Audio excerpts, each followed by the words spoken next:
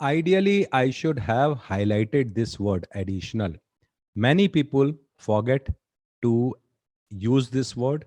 They simply call, and every time I object, whenever somebody calls, sir, what about rent for alternate accommodation? I say simply tell, my dear sir, it is not rent for alternate accommodation.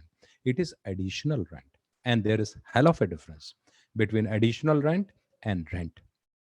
In one of the YouTube video, one one teacher, a very renowned teacher, he has got many videos on fire policy and other. He's a very popular teacher. I'll not name him. And there I was, just out of curiosity, I was going through videos, what, let me see how others have explained. So he was explaining very nicely, no doubt, no complaints about that. But when he talked about this add-on cover, he did not use the word additional. He simply said rent for alternate accommodation. I raised objection. I wrote in in his comments, in the comments under the same video. My dear sir, it is wrong to say rent. Rent means you will be required to pay 100%, which is not the correct situation. Let us see what it covers. It covers additional expenses of rent, additional expenses for an alternate accommodation in respect of non-manufacturing industries. Again, you see what is highlighted: non-manufacturing, like office premises, your shopping complex, your architect's office or professional's office, or a small restaurant, or something which can be easily shifted to an alternate accommodation. Now you cannot say I am going to give alternate accommodation to Tata Motors. What the hell? You are just cracking a joke. Even if you give it in this lifetime, at least they won't be able to take benefit of this add-on cover. But again, to my surprise, people are giving it, and it is just, I will call it a cosmetic cover. Many times, due to market pressure, I have also agreed these unusual demands, because then I mentioned clearly it is just a cosmetic cover. We are agreeing we should not be seen as technical, incompetent people. Technically we are right. We know this cover is not required, but just to have a place, everybody is giving, so we are also giving. But we are clearly writing in our records it is just a accommodation or a cosmetic cover. Okay. And whenever the time comes, we tell the client, my dear sir, this is not required, but still you are insisting, I am giving you, but you won't be able to make use of it.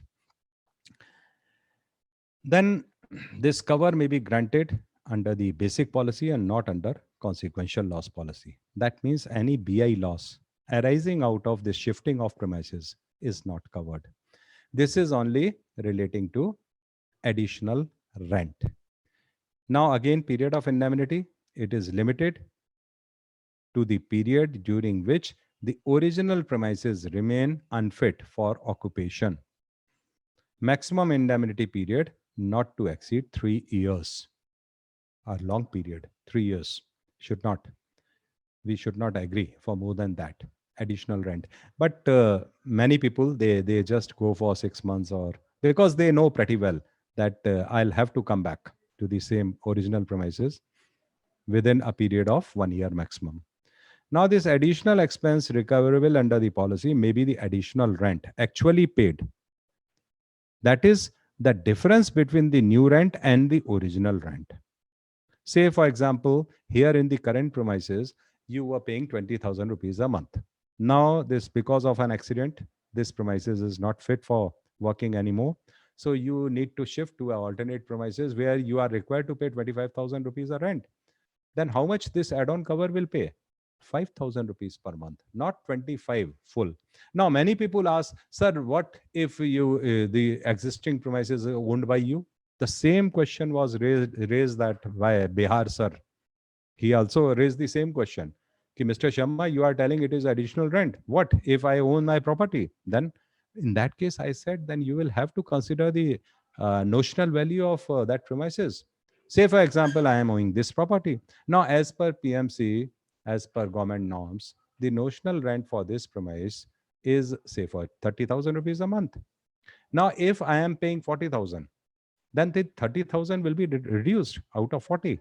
100% will not be paid. Of course, I am incurring this additional expenses, but for the purpose of this add-on cover, it will be considered as if I was paying 30,000 rupees a month for my existing premises, which is, of course, owned by me.